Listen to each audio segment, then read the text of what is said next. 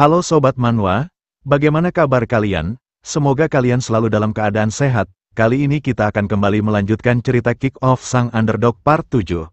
Bagi kalian yang belum menonton part sebelumnya, silahkan cek playlist yang telah Mimin buat. Kalau sudah, langsung saja kita lanjut ke ceritanya.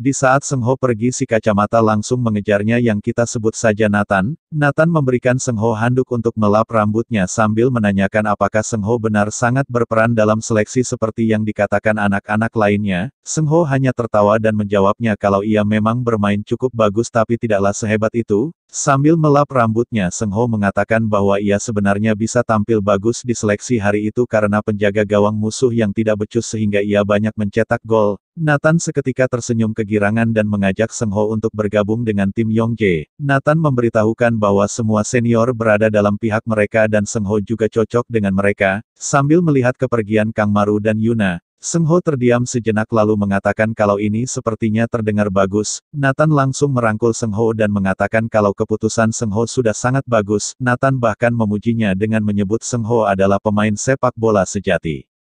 Di kamar mandi, Jong Sanwon merasa cemas dan menanyakan kepada Sung Siwo, bukankah ini terlalu berlebihan untuk Yongjae? Jong Sanwon mengungkapkan apapun yang terjadi tetap saja Yongjae adalah aset penting dalam klub mereka. Ia mengatakan kalau klub butuh mereka berdua untuk pertandingan nasional. Jong Sanwon menunduk dan mengungkapkan bahwa sebenarnya Yongjae lebih tua dari Sung Siwo. Ini benar-benar akan sangat disayangkan untuk tahun pertama. Sung Siwo pun mulai angkat bicara. Ia menanyakan apa gunanya pembicaraan ini. Ia lalu mengangkat kepalanya dan mengatakan kalau Yongjae tidak bisa bermain sendiri. Itulah kenapa ia perlu membuatnya untuk mendengarkan apa yang ia katakan. Mendengarnya, Jong Sanwon tak membalasnya dan hanya mengumpat menyebut Sung Siwo dasar sialan. Di tempat lain terlihat Yongjae yang menuju ke suatu tempat. Ia bergumam di sepanjang jalan mengatakan kalau ia pasti akan menghancurkan bajingan Sung Siwo itu. Ia akan membentuk timnya dan melaju ke pertandingan nasional. Ternyata Yongjae pergi menemui si Jambul Merah yang sedang bekerja di tempat gym. Jambul Merah merasa senang melihat kedatangan Yongjae dan menanyakan apa yang membawanya kemari. Ia tertawa dan menanyakan apakah Yongjae telah menghajar anggota baru itu dengan baik. Sambil tertawa kecil, Yongjae menjawabnya kalau tentu saja ia melakukannya, tapi setelahnya ada sesuatu yang terjadi.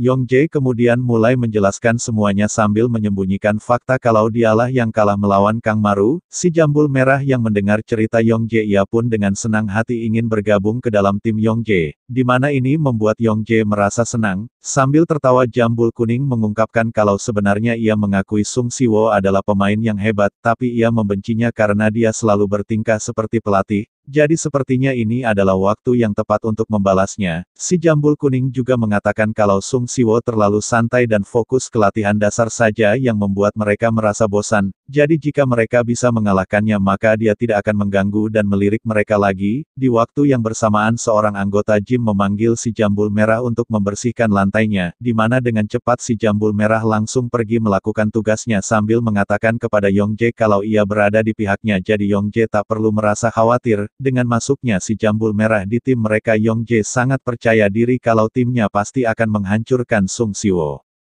Tak lama dua pemain lewat dan menyapa Yongjae. Mereka mengenali Yongjae dan mengatakan bukankah ini adalah Yongjae si cebol itu? Yongjae sedikit terkejut dan merasa gugup menyapa mereka kalau sudah lama mereka tidak bertemu. Kedua orang ini diketahui berasal dari SMA Sewon dan merupakan perwakilan sepak bola anak muda bernama Lee Jae-ho dan Kim Jin-won. Mereka tampak senang dan menanyakan apakah Yongjae masih bermain sepak bola. Mereka melihat seragam klub sepak bola yang dipakai Yongjae dan mengatakan bahwa sepertinya Yongjae masih bermain sepak bola dan menanyakan tapi kenapa mereka tidak pernah melihatnya di kompetisi. Yongjae merasa semakin gugup dan hanya terdiam tak mengatakan apapun. Mereka lalu melihat nama sekolah Yongjae dan bertanya-tanya di manakah SMA Haja itu. Yongjae tetap saja diam dan tak menjawabnya sama sekali. Kim Jin-won kemudian mencolek Lee Jin-ho karena melihat Yongjae termenung dan menyadari kalau ada yang salah dengannya. Lee Jae-ho langsung mencairkan suasana dengan tertawa mengatakan kalau itu semua tidak penting. Ia hanya senang kalau Yongjae masih bermain sepak bola, di mana Kim Jin-woo juga membenarkan hal tersebut.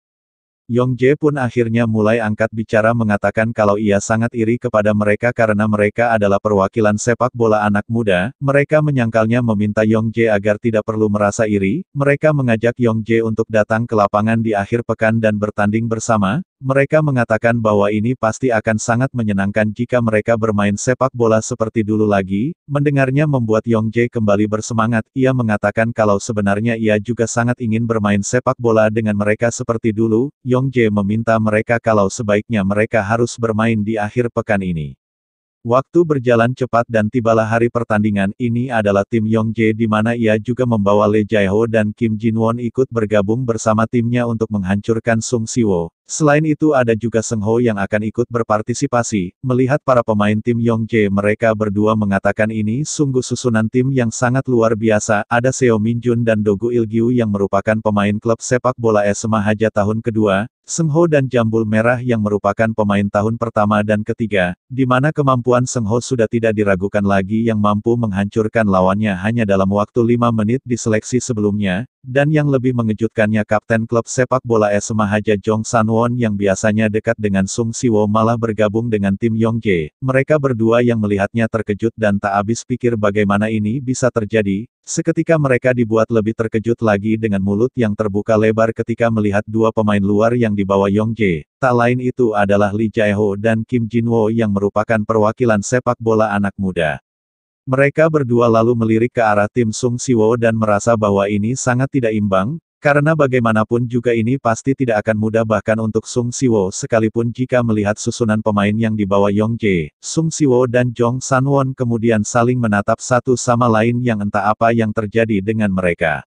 Diketahui di hari sebelumnya saat mereka sedang membersihkan diri, Jong San-won mengungkapkan kepada Sung Si-woo bahwa ia sudah lama memikirkan hal ini dan ia ingin meminta maaf. Jong San-won memberitahukan kalau ia tidak bermimpi untuk menjadi pemain profesional, itulah kenapa ia selalu mengabaikan Sung Si-woo dan bertingkah kalau itu bukanlah tugasnya. Seketika Jong San-won meninggikan suaranya dan menegaskan kalau ia merasa Sung Si-woo harus berhenti bertingkah seolah-olah dialah pelatih klub ini. Jong San-won mengeluarkan semua keresahannya selama ini dan menceramahi Sung Si-woo. Ia mengatakan karena Sung Si-woo juga adalah seorang pemain jadi tidak seharusnya Sung Si-woo bertingkah seperti pelatih, dan yang terpenting apakah Sung Si-woo berpikir kalau anak tahun ketiga akan mendengarkan semua perkataan Sung Si-woo. Jong San-won menasehati Sung Si-woo bahwa seharusnya anak yang lebih muda seperti Sung Si-woo tidak seharusnya berbicara lebih tinggi kepada seniornya. Jong San-won tertunduk dan mengatakan kalau ia adalah kapten dari tim ini dan turnamen nasional juga semakin dekat, jadi sepertinya ia harus melakukan sesuatu untuk menyatukan tim ini. Jong San-won seketika berteriak meminta Sung Si-woo agar jangan sampai menghancurkan tim ini hanya karena Sung Si-woo ingin balas dendam, di mana ini membuat Sung Si-woo terkejut menatap Jong San-won dengan seksama. Jong San-won lalu tersenyum dengan perasaan kesal menyinggung Sung Si-woo mengatakan kalau tidak ada juga gunanya berbicara dengan orang seperti Sung Si-woo. Karena jika ia mengatakan sesuatu yang masuk akal maka pasti Sung Si-woo menganggapnya tidak masuk akal. Jong San-won memperingati Sung Si-woo untuk berhenti bermain-main di klub ini karena ada juga orang yang bermain sepak bola seperti hidup mereka bergantung pada hal tersebut. Di akhir Jong San-won menegaskan kalau ini adalah peringatan terakhir darinya dan berjalan pergi. Mendengar semua ocehan Jong San-won, Sung Si-woo tertunduk meminta maaf dan mengatakan tapi ia benar-benar serius. Ia lalu mengangkat wajahnya dengan tatapan serius menegaskan kepada Jong San-won kalau dialah pelatihnya dan ia tidak akan mendengarkan siapapun di Korea yang menentangnya. Mendengarnya Jong San-won menoleh dan juga menegaskan bahwa jika Sung Si-woo berpikir seperti itu maka sebaiknya dia mulai mempersiapkan dirinya jika Sung Si-woo tidak ingin dikeluarkan dari tim, dan begitulah bagaimana awal perseteruan mereka dimulai yang berakhir seperti sekarang ini. Mereka berdua kemudian menghampiri Sung Si-woo merasa tak menyangka kalau mereka bisa melihat Sung Si-woo di sini di mana ini membuat Sung Si-woo terkejut dan bertanya-tanya apa yang mereka inginkan. Mereka kemudian mulai menghina Sung Si-woo dengan menyebutnya pemain tidak berguna di sepak bola Korea. Mereka merasa kesal dan mengungkapkan bahwa ini semua gara-gara Sung Si-woo sehingga mereka hanya berakhir menjadi runner-up. Mereka mengatakan kalau mereka sangat yakin Sung Si-woo masuk tim nasional hanya karena uang orang tuanya dan bertingkah seolah-olah dialah bintang utamanya. Dia bahkan mengambil tendangan penalti dan berakhir gagal memasukkan bola. Sambil tertawa mereka mengatakan Sung Si-woo sungguh sangat berani masih menunjukkan wajahnya. Kim Jin-woo mengatakan berkat Sung Si-woo ia berakhir gagal mendapatkan kemenangan pertamanya di klub World Cup U17 di Korea. Ia juga mengungkapkan kalau ia mendengar rumor mengatakan kalau Sung Si-woo membunuh rekannya sendiri. Mendengarnya Sung Si-woo seketika melirik mereka dengan tatapan tajam dan mata yang terbuka lebar. Namun Sung Siwo tak membalas perkataan mereka sama sekali dan hanya memilih diam. Mereka kemudian berjalan pergi meninggalkan Sung Siwo sambil tertawa meminta Sung Siwo untuk berhenti saja bermain sepak bola jika dia masih waras karena orang sepertinya tidaklah berguna. Dihina seperti ini Sung Siwo sama sekali tak mencoba membela diri dan hanya memilih diam yang entah apa yang ia pikirkan. Di waktu yang bersamaan Kang Maru datang dan menanyakan apa yang terjadi, namun Sung Siwo tetap diam dan tak mengatakan apapun. Pertandingan yang ditunggu-tunggu akhirnya dimulai, di mana terlihat susunan tim Sung Siwo sepertinya hanyalah para pemain baru dengan Kang Maru yang juga ikut bermain di samping Sung Siwo. Sebelum pertandingan dimulai mereka berjabat tangan di mana ini adalah tanda untuk saling menghormati sesama pemain. Jong Sanwon mencengkram tangan Kang Maru dengan kuat yang membuatnya merasa kesakitan. Kang Maru bergumam dan mengumpat mengatakan sepertinya suasananya semakin menegangkan.